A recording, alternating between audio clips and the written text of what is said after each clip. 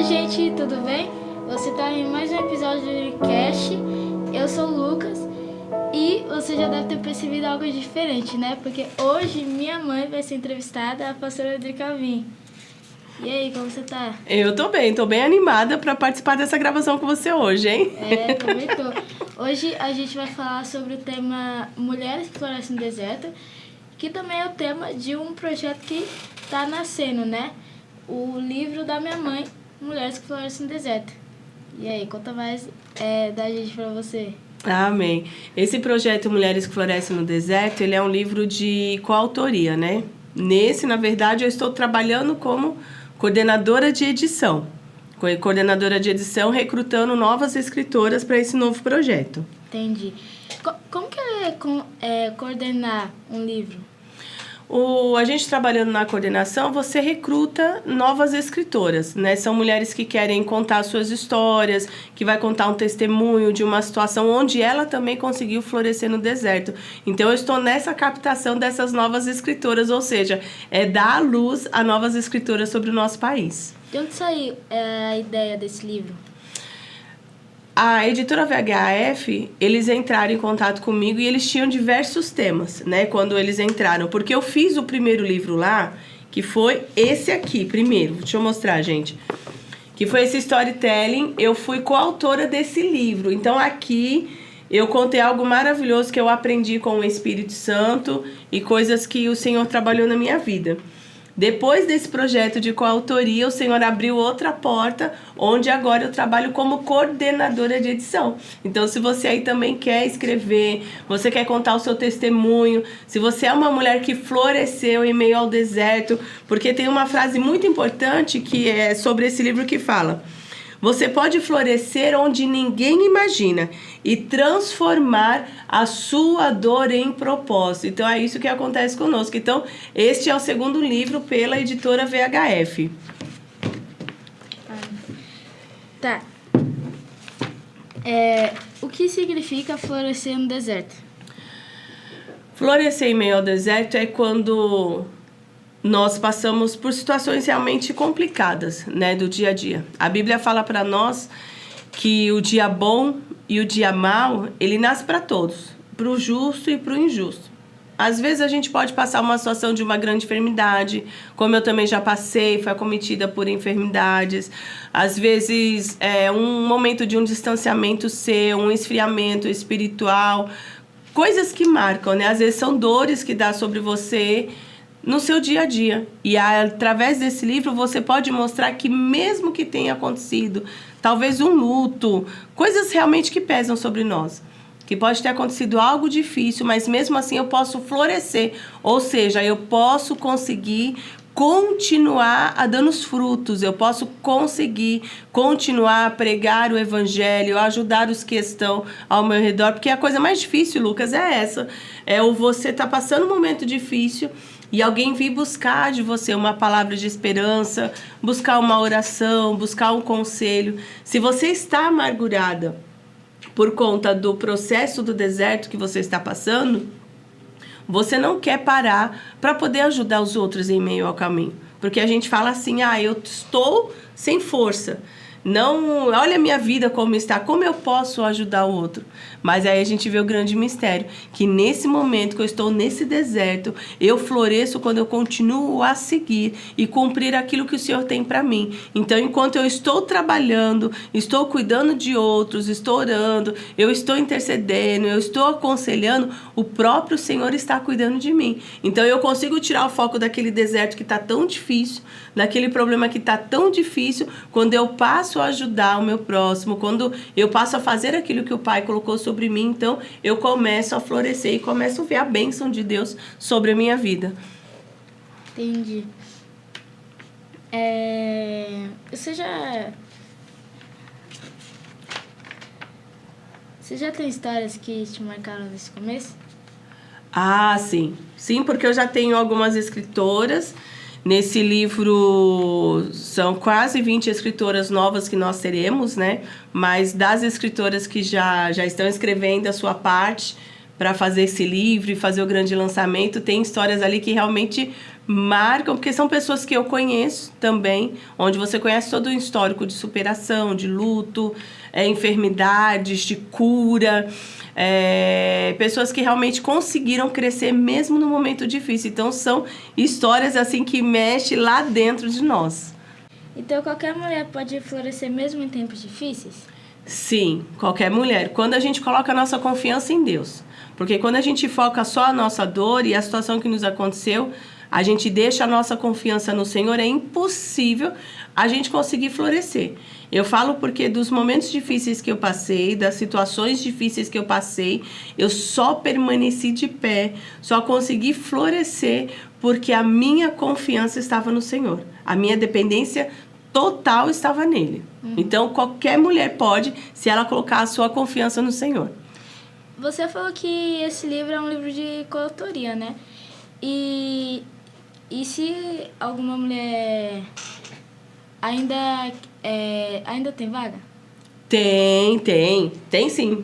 Deixa eu já até falar com as meninas. Meninas, você que tá aí, se você tem o interesse de escrever, você quer ser uma nova escritora sobre o nosso país, eu ainda tenho vagas, estou fazendo recrutando novas escritoras. Eu vou deixar para vocês, hein, Lucas? Vou deixar o meu contato também na descrição para que vocês possam entrar em contato para eu apresentar para vocês o projeto. Faremos o lançamento aqui em nome de Jesus em São Paulo. Então vai ser um tempo precioso. Então tem vagas. Coçou aí, você tem uma história maravilhosa para contar, um testemunho? Então você vai me mandar mensagem para eu te apresentar esse projeto aí. Gente. Então não perca essa chance incrível de poder fazer. De poder escrever no livro da minha mãe. E também, se você procura, né, o melhor bolo, tá aqui. O bolo da Cida Bolo, gente, é incrível, é muito bom esse bolo, tá? Compra de verdade mesmo, porque é muito bom. Hoje, ele é do sabor de limão siciliano e mirtilo. Vamos provar? Vamos provar? Limão siciliano e mirtilo? Ó o bolo da Cida. Vamos ver, gente.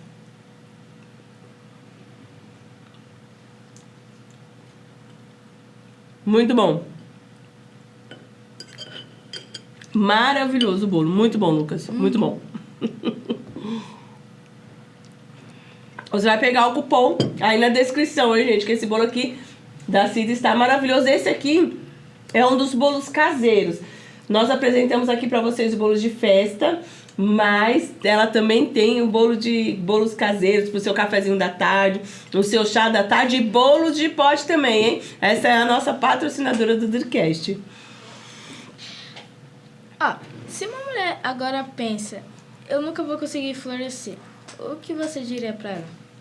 Eu diria para ela que se ela olhar para ela, para a situação que ela tá passando, ela sempre vai achar que não vai conseguir. Porque às vezes, Lucas, o que acontece? Às vezes a gente pode passar um momento difícil e é natural que você fique triste, é natural que você se abata, é natural que às vezes você chore por conta dessas situações. E a questão da nossa confiança em Deus não quer dizer que você não vai se abater, não quer dizer que a aflição não vai chegar, não quer dizer que você não vai chorar. A diferença é que eu posso até chorar, eu posso até me abater, mas eu sei que a minha total dependência, ela está no Senhor. É essa a diferença. O quando você consegue transformar a sua dor em propósito. Eu posso pegar aquela dor que veio sobre mim, mas eu posso transformar em propósito. Quando eu transformo em propósito, eu vejo aquilo que me doeu, mas eu consigo pegar aquilo que me doeu e transformar em cura para derramar sobre a vida de outras mulheres. Então eu falo, sejam sempre totalmente dependentes do Senhor. Né? Então, assim, não, eu chorei, eu estou me sentindo abatida. Você pode até estar abatido, mas nós não vamos ficar destruídos no meio do caminho. A gente vai se levantar, vai falar, Espírito Santo, me ajuda, me dá força para o que eu não consigo, me dá sabedoria para aquilo que eu não consigo. O Espírito Santo me ensina, o Espírito Santo me dá estratégia, como resolver, me dá alegria, né? Porque quantas vezes no meio da dor a alegria se vai. Mas quando eu falo, o Espírito Santo vem cá e toma o controle, me conduz, a gente pode ter certeza que a gente consegue caminhar e superar tudo isso. E você também já passou, né, por desertos. E o que você aprendeu que pode inspirar outras mulheres? Eu falo muito sobre a total dependência do Espírito Santo. Eu falo porque, por exemplo, das vezes que passei por esses desertos, eu aprendi a ser dependente do Espírito Santo, porque eu sozinha não conseguiria. Eu falo, eu sozinha não estaria aqui hoje, tenho plena certeza. Então, a total dependência do Espírito Santo, que muitas vezes fica esquecido, né? A questão do Espírito Santo, do consolo, de que ele é amigo, de que ele nos guia. Quando a gente retoma essa questão dessa intimidade com o Espírito Santo e sabe o papel que ele tem na nossa vida, então a gente consegue passar por cima dos problemas, a gente consegue passar por cima das dores, a gente consegue superar, porque é ele que vai nos guiar e vai nos levantar todos os dias. Como que faz para ser total dependente do Espírito Santo? Total dependente do Espírito Santo, primeiro a gente tem que esmagar o nosso eu, essa é a verdade, sabe? Porque quando eu acho que eu já sei muito e que sou totalmente independente do Senhor e do Espírito Santo, quando eu acho que o que eu sei já tá bom, então a gente tem que tomar muito cuidado com as raízes de orgulho, de soberba. Eu não preciso, eu já sei como faz. A vida é assim mesmo, então vamos seguir. E não é. Porque se nós temos Jesus como nosso Senhor, como nosso Salvador, e a gente lê a palavra falando que o Espírito Santo nos foi deixado para nos guiar todos os dias, ele vai nos ensinar toda a verdade, ele só vai me ensinar a verdade, ele só vai me guiar se eu baixar a minha guarda, se eu entender que eu sou dependente dele, que eu preciso dele. Sabe? É a gente esmagar, tipo, não, eu não consigo fazer isso sozinho. Eu preciso do Espírito Santo. Eu já tive, muitos anos atrás da minha vida, questão de tanto ser acostumada a trabalhar, fazer tantas coisas que me vinham. Eu sei fazer. Então eu ia e fazia. Então, uma época eu me tornei independente do Espírito Santo, porque o saber, ou você ter o conhecimento das coisas, se você não tomar cuidado, você vai no seu automático. E às vezes nem é por mal, porque você já está tão acostumado no automático que você vai e faz no automático. Mas nós aprendemos o que, por exemplo, lá em Tiago que fala, se eu falar que eu vou numa cidade, eu vou comprar, vou fazer, não. Se o Senhor permitir, eu irei, eu farei, eu vou comprar. Então, até nisso do nosso dia, eu vou fazer tal coisa, eu vou fazer tal projeto, eu vou... Não, se o Senhor permitir, se isso for da vontade do Senhor, vai acontecer. Se for do Senhor, Ele vai me dar estratégia. Então, quando a gente se torna dependente de novo dEle, a gente entende que a gente não faz nada se Ele não liberar. A gente não faz nada se Ele não estiver conosco. Foi que nem Moisés, né? Senhor, se o Senhor não for comigo, eu não vou. Se o Senhor não for comigo, eu não vou. Então, a nossa vida tem que ser assim. Senhor, eu vou entrar nesse projeto. Mas se o Senhor não estiver comigo, eu não vou, não.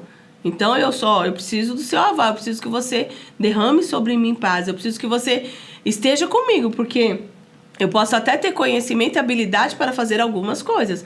Mas a minha dependência é do Senhor. Então, é preciso esmagar o nosso eu. Essa é a verdade, sabe? Esmagar ali.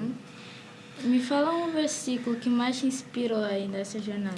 Um versículo, quer ver, eu tenho anotado aqui um versículo que eu amo muito, sempre, e que ele mexe muito comigo, é o que está escrito em Salmos 8:4, que ele fala assim, quem é o homem para que dele te lembres? E o que é o filho do homem para que o visites?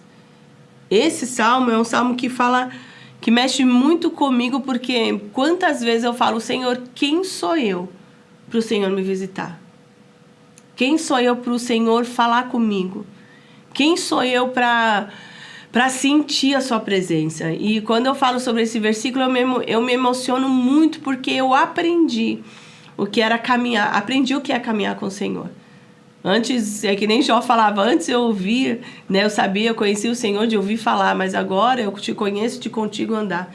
Então, quando eu falo sobre essa questão da presença de Deus em nós, o Espírito Santo em nós, o mover do Espírito Santo em nós, e eu olho assim, eu falo, Senhor, quem sou eu?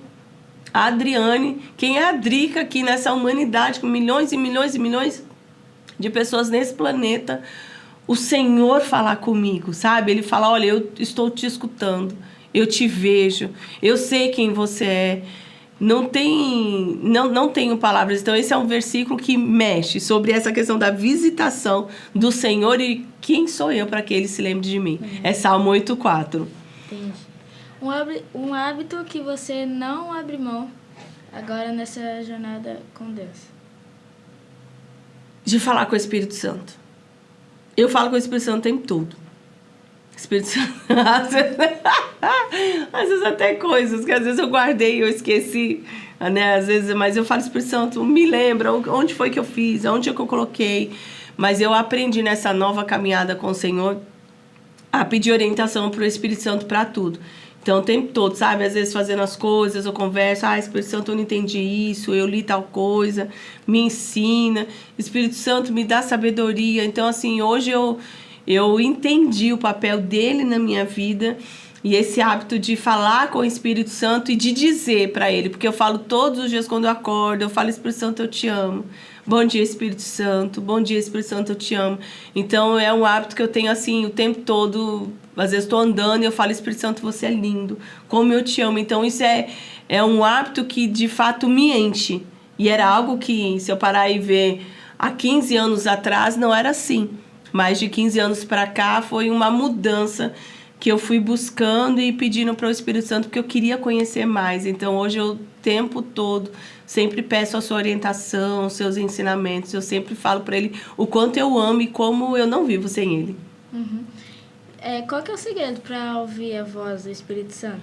Ouvir para saber diferenciar, né? Se é a voz da sua cabeça ou se é ele. A palavra fala que o Espírito Santo ele sempre vai nos ensinar em toda a verdade, né? Fala, ele falará por trás de vós e vos guiará em toda a verdade. Quando é a voz do nosso eu, sempre falaremos daquilo que é humano, na verdade. Por exemplo, se eu falei com você e fui mal educada com você, eu, Adriane, não vou falar, nossa, você tá errada, Adriane, você não deveria ter falado isso. Quem é que fala comigo quando fala? Você não deveria ter falado dessa maneira. É o Espírito Santo, não é verdade? Então, o Espírito Santo ele sempre vai te mostrar. Você não deveria ter gritado. Você deveria ter pedido perdão agora. Porque a nossa carne mesmo, a gente mesmo... falei, se gritou comigo eu vou gritar. Se foi mal educado comigo também vou ser mal educado. Também foi assim, então vai ficar. Então, a nossa humanidade, ela é assim. Nós somos assim um homem. Mas o homem realmente, quando ele é transformado, está cheio do Espírito Santo, cheio do Senhor, e ele está caminhando, buscando caminhar essa imagem de semelhança de Jesus Cristo, então quando você é grosseiro, você dá um berro, você vai escutar. Você não deveria ter gritado. E você acha que é Satanás que vai estar falando isso para você? Não é verdade? Não. Satanás ele vai vir com suas vozes, tipo, grita mais. Agora pega aí e se joga, faz tal coisa. Não, o Espírito Santo sempre vai te ensinar conforme aquilo que está na palavra. Não faça isso, ande por aqui, não vai agora. Respira. O Espírito Santo ele vai estar falando ali na sua consciência, que você vai sentir que é a voz dele. E não é a questão de uma voz angelical, né? Como muitos acham, eu vou ouvir uma voz. Não, ele vai falar, está errada essa conduta. Peça perdão. Você não leu a Bíblia hoje? Não é o inimigo que está falando para você, Lucas, você leu a Bíblia hoje? É o Espírito Santo. E se você peca e você não sabe que pecou, como que o Espírito Santo vai te falar? E também, se você vai tomar alguma decisão, né, pequena ou grande, que você está indeciso, se você vai fazer ou não, como que a gente sabe se é isso que tem que fazer? Então, quando nós aceitamos Jesus, nós já recebemos o Espírito Santo sobre nós. Então, o Espírito Santo é o que nos convence do pecado. Quando nós fazemos algo que é errado, que é pecado, a gente sente aquele abatimento dentro de nós. Aquela tristeza dentro de nós. E às vezes você fala, mas eu não sabia que talvez isso é errado. Mas você sente um desconforto dentro de você. E a palavra de Deus nos mostra o quê? A palavra de Deus nos mostra que a paz de Deus ela seja o árbitro em seu coração. Então, o Espírito Santo ele vai te mostrar, olha, está errado. Você sentiu esse desconforto, você ficou... Sabe quando você fica pensativo? Eu acho que eu não deveria ter feito isso. Será que isso é errado? Quem é que está mostrando para você que está colocando um sinal ali, piscando? É o Espírito Santo te mostrando. Entendi. O pessoal deve estar curioso, né? Sobre esse seu primeiro livro que você fez um capítulo. Fala um pouquinho desse capítulo que você fez pra gente. O storytelling a gente fez sobre a adoração em meio ao luto. Não posso contar muito, né? Porque, vocês vão comprar o meu livro, eu vou deixar na descrição para vocês. Mas o Espírito Santo trabalhou comigo sobre o consolo dele no luto, em meio ao luto. E eu tinha uma passagem bíblica que sempre mexia muito dentro de mim, que eu não me conformava, eu sempre indagava e ficava perguntando muitas coisas. E aí a gente passou por um processo familiar de luto, e ali eu pude descobrir o Espírito Santo Consolador, pude descobrir sobre a paz que excede todo entendimento, e me recordar cada vez mais que a Bíblia nos mostra que para o cristão a morte ela não é o fim, mas ela é o começo de tudo, né? Então, esse capítulo que você fez é um capítulo muito bom e de muito aprendizado para uma pessoa que está passando por um luto agora, né? Sim, Lucas, porque assim, eu falo pela questão, por exemplo, tem a questão do luto, ela não é fácil a gente, na verdade, viver, é difícil. Porque a gente tem como que se a questão da morte ela é o fim. E a gente lidar com a saudade é muito difícil, sabe? Assim, a gente lidar com a saudade, a dor, a falta que a gente sente. Só que quando a gente conhece o Senhor e a gente conhece o que a palavra fala pra gente sobre a morte, e a gente vive essa experiência particular, assim como a gente viveu, e que mesmo sendo muito difícil, a gente conseguiu levantar um altar de adoração ao Senhor. Então, é um tema muito legal para ser abordado, porque quantas pessoas entram em depressão e não conseguem mais, não conseguem sair do luto, ela fica um luto eternamente. Você tem a fase que é natural que você viva o período de luto, dessa tristeza profunda.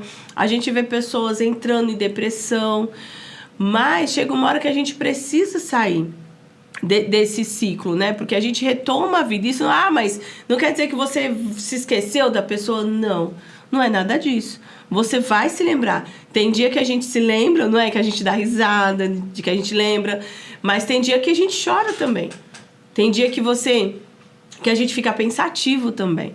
Então, ele faz parte. Só que a gente saber lidar, aprender a lidar e pedir a ajuda de Jesus para poder superar esse luto. Eu já ouvi testemunhos e pessoas que contam que passou por um processo difícil desse e que assim, que a pessoa já se foi há 5, 7, 8 anos e a pessoa não consegue desmontar o quarto onde a pessoa dormia.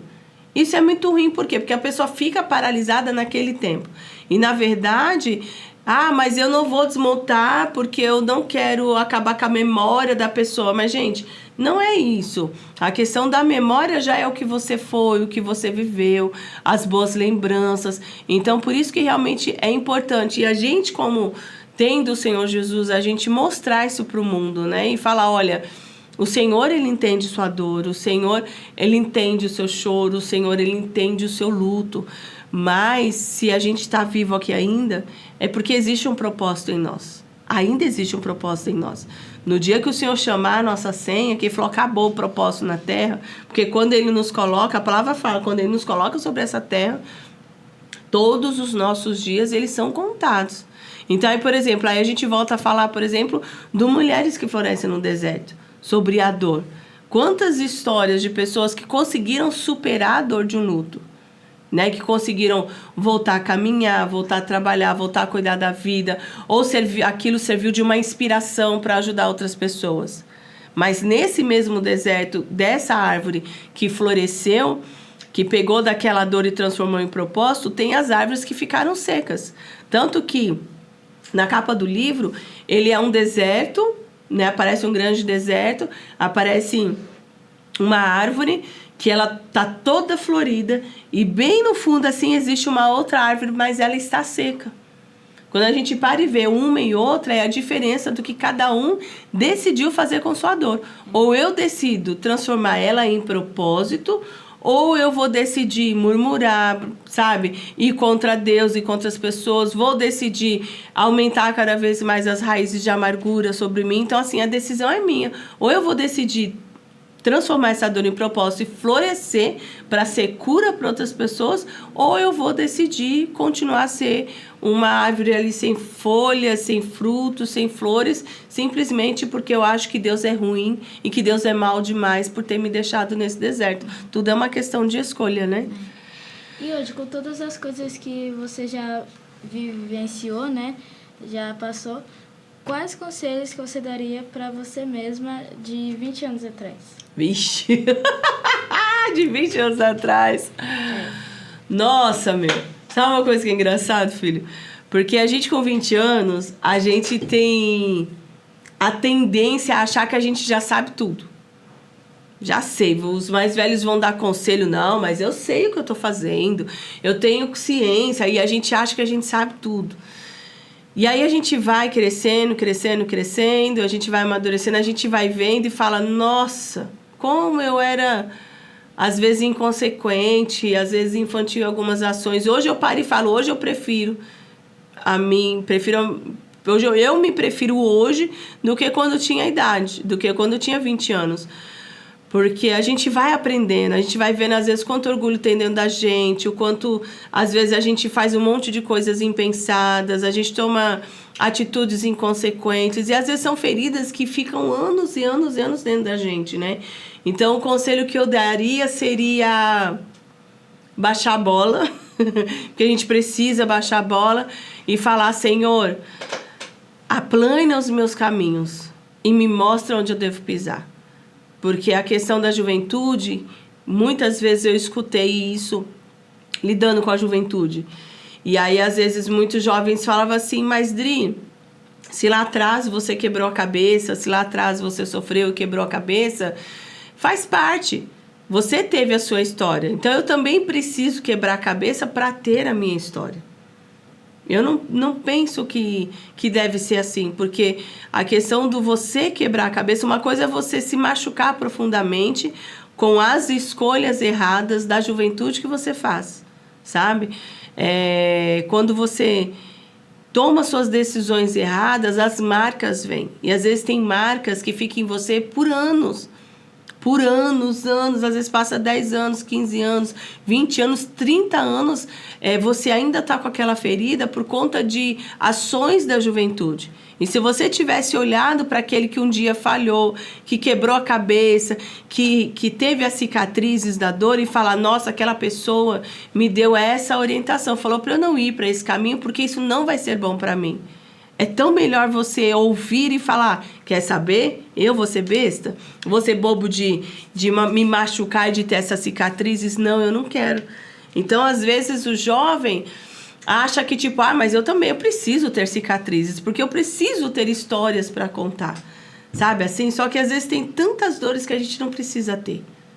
Tantas marcas que a gente não precisa ter.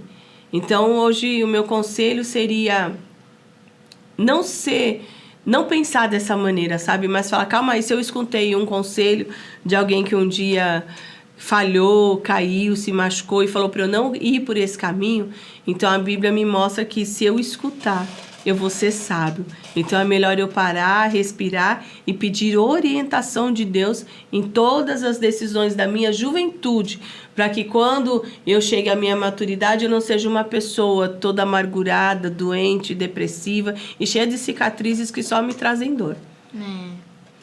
Fala pra gente algo que define hoje sua caminhada com Deus. Minha caminhada com Deus? Dependência.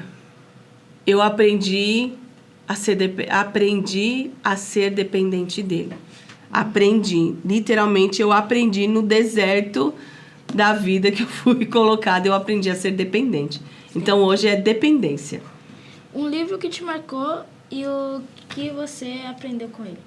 Nossa. Um livro que me marcou, que eu amo, foi o livro Como Ouvir a Voz de Deus, da Joyce Meyer.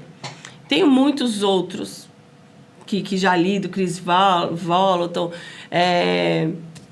Bill Johnson, Muitos, muitos, muitos. Mas esse livro da Joyce Meyer, Como Ouvir a Voz de Deus, ele marcou a minha vida.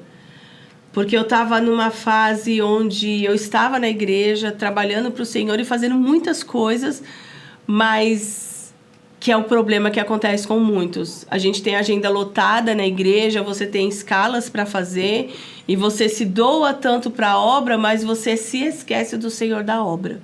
Isso é muito perigoso. Você se esquecer do Senhor da obra. Então, não quer dizer que eu posso estar fazendo uma obra em nome de Jesus. Mas será que Jesus está comigo? Será que Ele está comigo? E às vezes eu me preocupo tanto em fazer o que está na obra, precisa obra, mas e a intimidade, mais e o relacionamento, como está? E nesse livro do Como Ouvir a Voz de Deus, da Joyce, o Senhor me trouxe esse resgate. E na época eu estava grávida de você.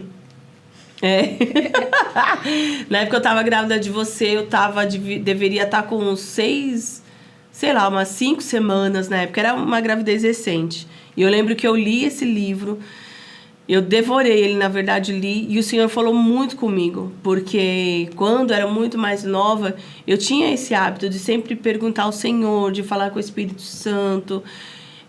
Sempre, total dependência. Mas a gente começa a caminhar, né?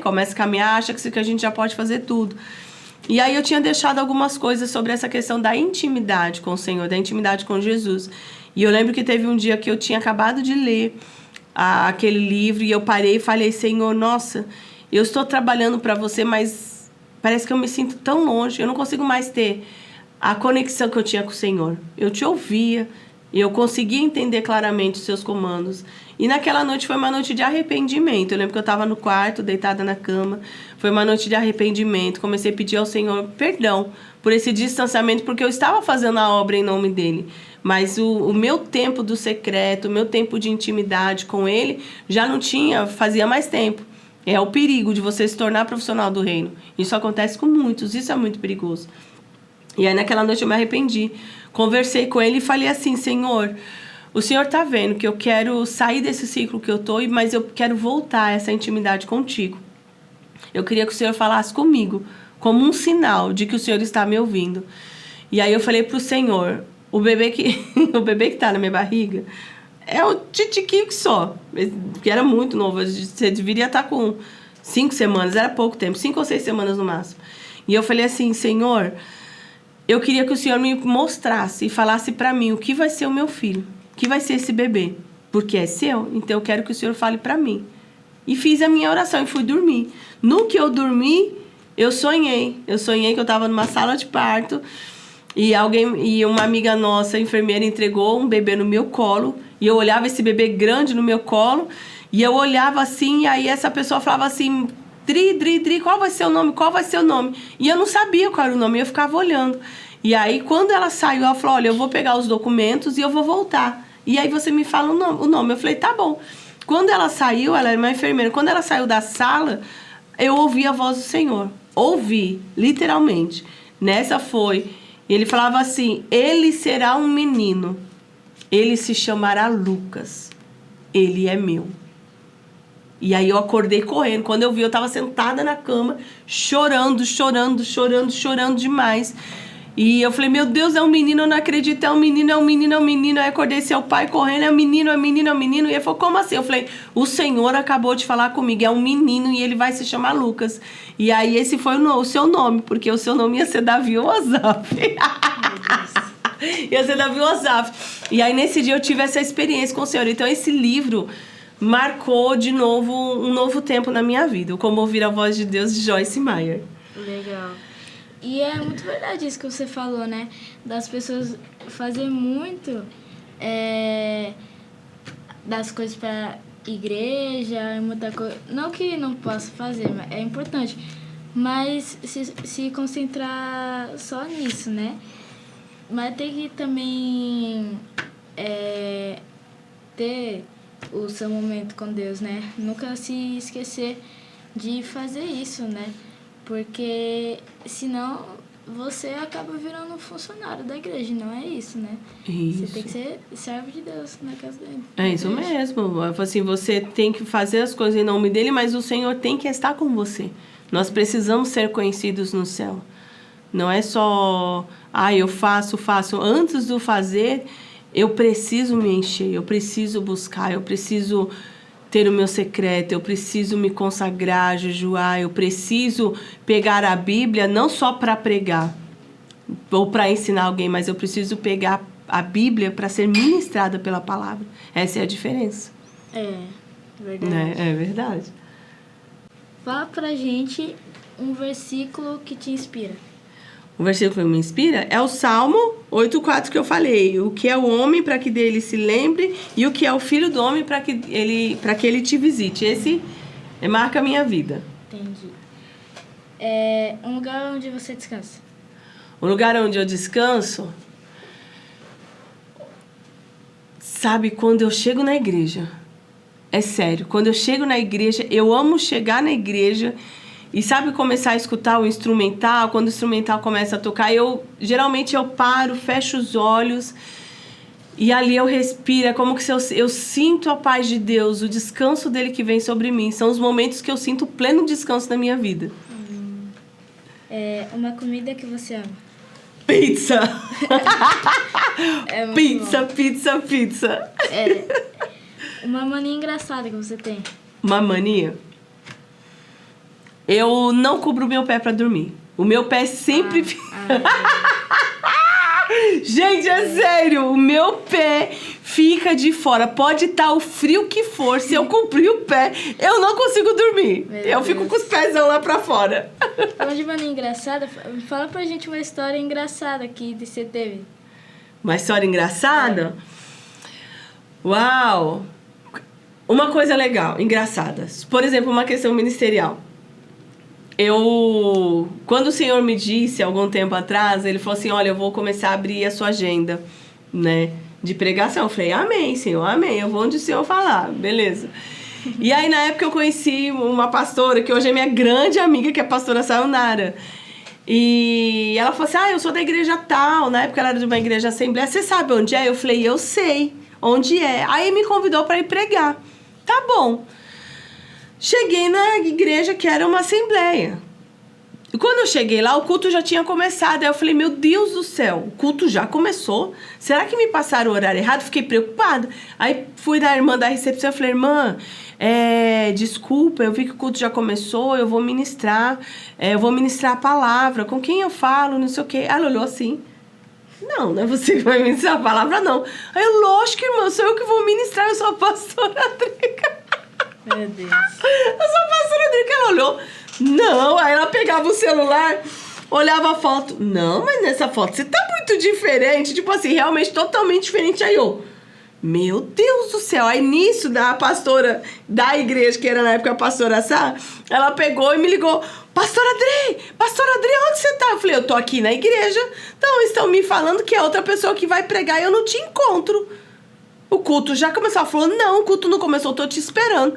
Aí eu, ué, nossa, então onde que eu tô? Ela falou, qual igreja que você tá? Aí eu, tô na igreja tal. Ela, não, pastor, aí nossa igreja é na rua de cima. Aí peguei pra irmã, falei, irmã, desculpa, eu tava vindo pregar no lugar errado. Caramba. Tava vindo pregar no lugar. Aí subi, fui pregar na outra igreja. Então, até hoje essa história foi engraçada, que eu falo, meu, que mico geral. Meu Deus. E se você pudesse dar um conselho para todas as mulheres hoje e para todos os adolescentes, qual conselho você daria? Qual conselho eu daria?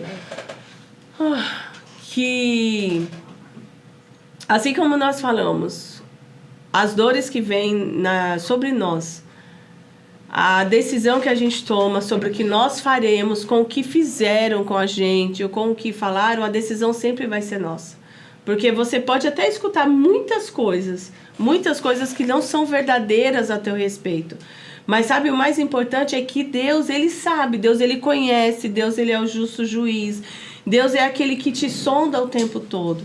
Então, sabe, eu não sei qual é a dor que acontece com você, o que foi que te aconteceu, o que foi que te paralisou. Quantas pessoas ficaram paralisadas e talvez você é uma pessoa que ficou paralisada. Porque aí você me fala, pastora Adri, Você não entende a minha dor, me traíram, me apunhalaram pelas costas. Eu entendo a sua dor. Entendo porque eu sei também o que é passar por isso.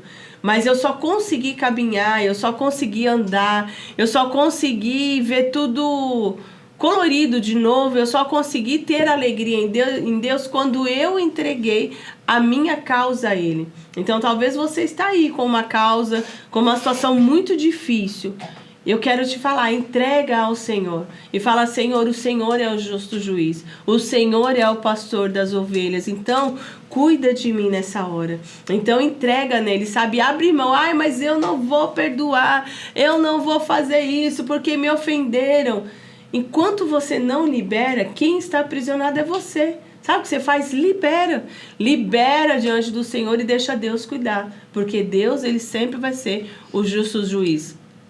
A verdade de Deus sobre a sua vida, a justiça de Deus nunca acontecerá se você continuar segurando e aprisionando as pessoas com a falta de perdão. Então, libera, perdoa, porque eu vou te falar, é maravilhoso viver sendo livre através de Cristo Jesus. Tá. Uma palavra que define hoje sua caminhada com Deus. Uma palavra que define minha caminhada com Deus?